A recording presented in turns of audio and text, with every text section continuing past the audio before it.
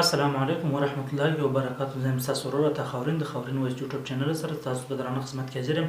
ملګرو، په نننۍ ویډیو کې به موږ تاسو ته درښیو چې څرنګه تاسو استعمال شده موبایل چک کولی شئ. یعنې که تاسو ورسئ له یو دوکان څخه یو استعمالي موبایل واخلئ، نو هغه به تاسو څرنګه چک کوئ چې په دې کې خو به څه خرابي نه وي.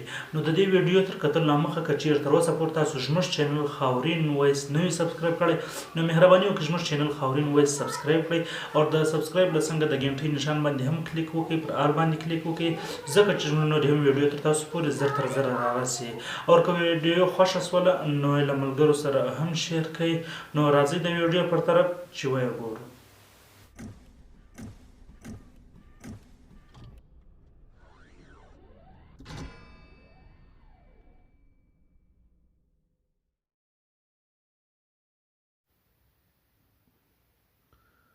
نو ملګرو، تر ټولو مخکې چې کله تاسو موبایل واخیستی، یعنې استعمالي موبایل تاسو له دوکاندار څخه واخیستی، نو تر ټولو مخکې به اول واره تاسو پر دا ډایل پیډ باندې کلیک وکړئ. کله چې پر دا ډایل پیډ باندې تاسو کلیک وکړئ، له دې څخه بعد ملګرو تاسو په هغه کې ټایپ کړئ *0*#.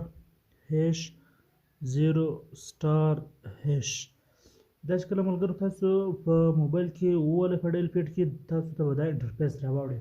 په دې کې تاسو د موبایل سکرین هم کتلی شئ، د موبایل وایبریشن هم کتلی شئ، او کیمره او هر څه چې د موبایل وي هغه تاسو کتلی شئ. ملګرو، زه اول ورته تاسو ته درښیم چې سکرین به تاسو څنګه ګورئ.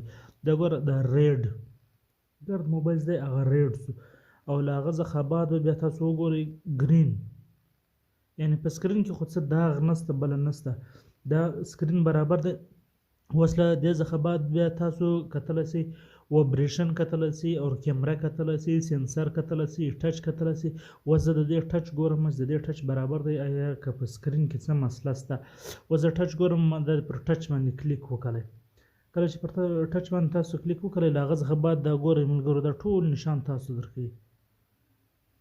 دا رنګه تاسو ټول کتلی شئ.